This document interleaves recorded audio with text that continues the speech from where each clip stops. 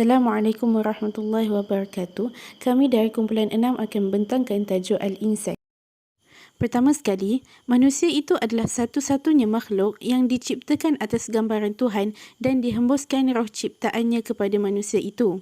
Di dalam Al-Quran, istilah manusia itu terbahagi kepada 4, iaitu Al-Insan, Al-Bashar, Al-Nas dan Al-Ins. Namun, istilah itu semua perlu merujuk kepada pencipta manusia itu sendiri, iaitu Allah Subhanahu Wa Taala melalui penelitian terhadap ayat-ayat Al-Quran dan hadis Nabi Muhammad sallallahu alaihi wasallam. Seterusnya, dalam kita menjalani kehidupan di dunia ini, kita perlu faham kenapa manusia itu diciptakan, apa yang perlu ia laksanakan dan ke manakah hala tuju hidup kita. Oleh itu, dalam kajian ini, kami telah memilih perkataan Al-Insan dan akan memperincikan dengan lebih mendalam. Kita mulakan dengan definisi Al-Insan. Dari segi bahasa ialah harmonis, lemah lembut atau pelupa. Manakala dari istilah pula ialah makhluk yang diciptakan oleh Allah Subhanahu Wa Taala yang tidak terlepas daripada kealpaan dan kelalaian. Selain itu, Al-Insan juga adalah makhluk yang suci yang selalu menjalankan perintah Allah dan meninggalkan larangannya. Selain keistimewaan manusia yang dikurniakan akal, manusia juga boleh berfikir, berkehendak dan boleh menerima serta mengembangkan ilmu pengetahuan. Tambahan lagi, menurut Ibnu Manzur, Al-Insan itu mempunyai 3 asal perkataan. Perkataan pertama ialah alima yang membawa maksud mengetahui. Kedua ialah nasya yang bermaksud lupa. Dan yang terakhir ialah al-nus iaitu jinak yang mana ia berlawanan dengan al-waqshah yang bermaksud buas. Jadi, berdasarkan pandangan Ibnu Manzur, dapat disimpulkan bahawa perkataan Al-Insan itu mempunyai 3 sudut pandangan. Yang pertama, jika dilihat dari perkataan anasa, yang mana maksudnya meliputi perbuatan melihat, mengetahui dan meminta izin, maka ia memilih Al-Insan itu berpotensi untuk berfikir dan beralasan.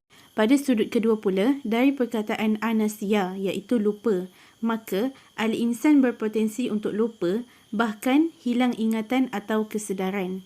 Dan sudut pandangan yang terakhir berdasarkan kalimah Al-Nus atau Anisa yang bererti jinak, maka Al-Insan itu adalah makhluk jinak, ramah serta dapat menyesuaikan diri dengan lingkungannya. Seterusnya, kita bergerak kepada memperincikan perkataan Al-Insan di dalam Al-Quran.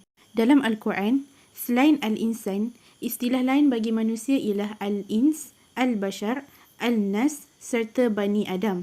Selain itu, istilah Al-Insan disebut dalam 43 surah dalam 63 ayat di dalam Al-Quran. Terdapat surah yang menyebut Al-Insan sebanyak 1 kali dan ada juga surah yang menyebut 2 kali. Dan tidak ketinggalan juga surah yang menyebut lebih dari 2 kali. Dalam pada itu, terdapat 32 surah yang menyebut Al-Insan sebanyak 1 kali.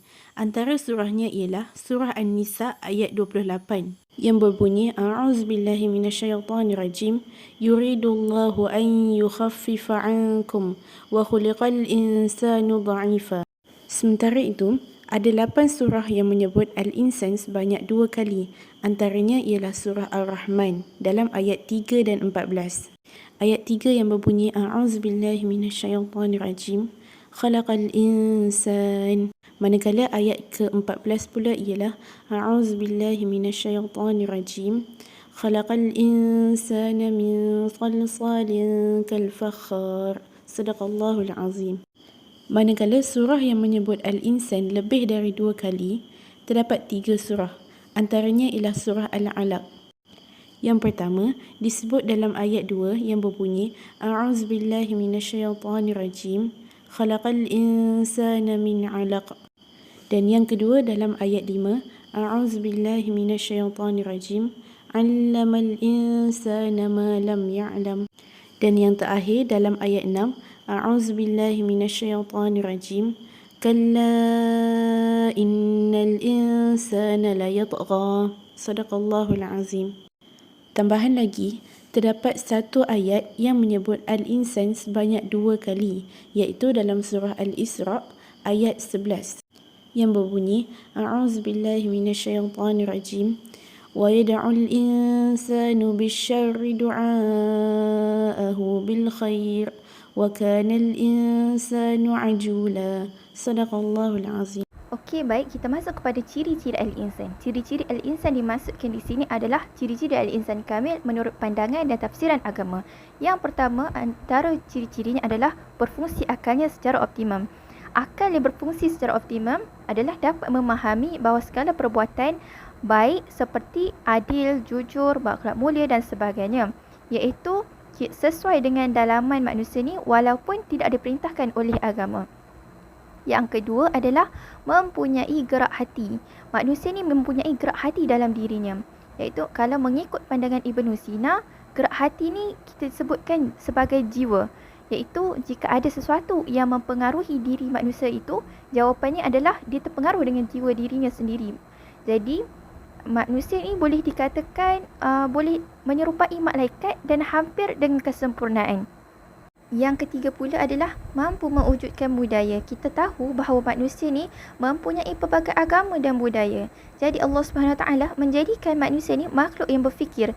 Kemampuan berfikir pada manusia ni tidak ada pada makhluk lain, kerana manusia mampu membina kehidupan dan berfikir untuk mendapat kehidupan yang sebenar. Oleh itu, proses-proses ini mewujudkan peradaban dalam kalangan manusia. Jadi yang keempat adalah berakhlak mulia. Ada pendapat yang mengatakan bahawa manusia yang sempurna mempunyai 3 aspek, iaitu pengetahuan, etika dan seni. Jadi ketiga-tiga aspek ini dapat dicapai dengan kesedaran diri dan kebebasan. Allah Subhanahu Wa Taala juga menjadikan manusia ini berfikir secara ideal dengan mempunyai otak yang cerdas sekaligus memiliki sifat yang lembut. Sifat yang lembut inilah dikatakan sebagai akhlak yang baik. Yang kelima adalah memiliki jiwa yang seimbang.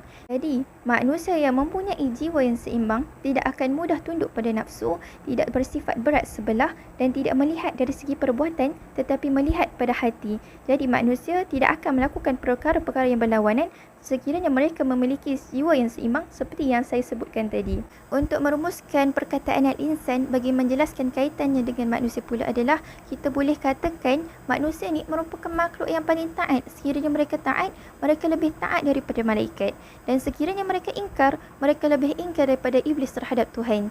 Jadi, sejak zaman Nabi Adam lagi, manusia ni tidak lari daripada melakukan dosa. Sebab itulah Allah Subhanahu Wa Taala mengutuskan utusan untuk menegur kekhilafan manusia. Jadi, dijelaskan di dalam Al-Quran, perkataan al-insan ini disebut 65 kali dalam 43 surah. Beberapa pengistilahan manusia yang Allah gunakan untuk perkataan al-insan dalam Al-Quran. Yang pertama, pengistilahan dalam perintah Allah agar manusia memikirkan kebesaran Allah. Contohnya dalam surah At-Tariq ayat 5 yang bermaksud, maka hendaklah manusia memperhatikan dari apa yang diciptakan. Pengistilahan yang kedua adalah dalam menceritakan kelemahan manusia. Contohnya dalam surah An-Nisa ayat 28, yang bermaksud Allah hendak memberikan keringanan kepadamu kerana manusia diciptakan bersifat lemah. Yang ketiga pula, dalam menceritakan keburukan manusia kerana pengaruh syaitan. Contohnya, dalam surah Yusuf ayat 5, yang bermaksud ayahnya berkata, "Wahai anakku, janganlah engkau ceritakan mimpimu kepada saudara-saudaramu, mereka akan membuat tipu daya untuk membinasakanmu. Sungguh syaitan itu musuh yang jelas bagi manusia."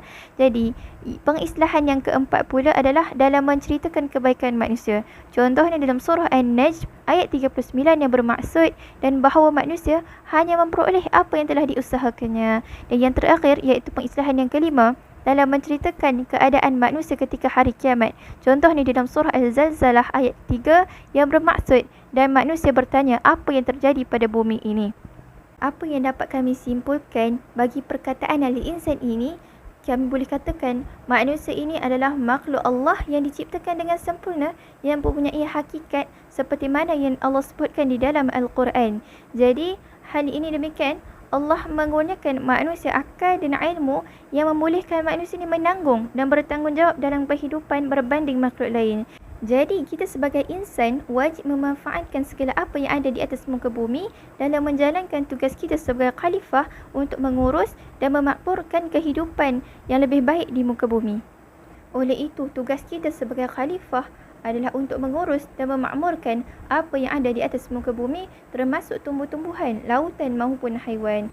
Jadi kemuliaan manusia itu terletak pada akalnya. Sekiranya mereka tidak mempunyai akal, maka mereka sama sahaja seperti makhluk lain. Di sini terdapat beberapa cara untuk menjadikan diri kita ini sebagai manusia yang memiliki sifat al-insaniyah. Yang pertama, kita gunakan akal sebagai tempat memiliki ilmu pengetahuan. Kerana dengan ilmu pengetahuan, kita dapat mengelakkan diri kita daripada melakukan penyelewangan yang didorong oleh nafsu.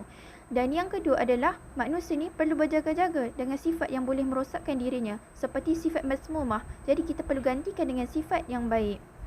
Dan yang ketiga adalah manusia perlu yakin dengan setiap apa yang dilakukan. Ini kerana untuk mengelakkan diri kita rasa curiga kepada Allah SWT dalam penerimaan setiap amalan yang dilakukan.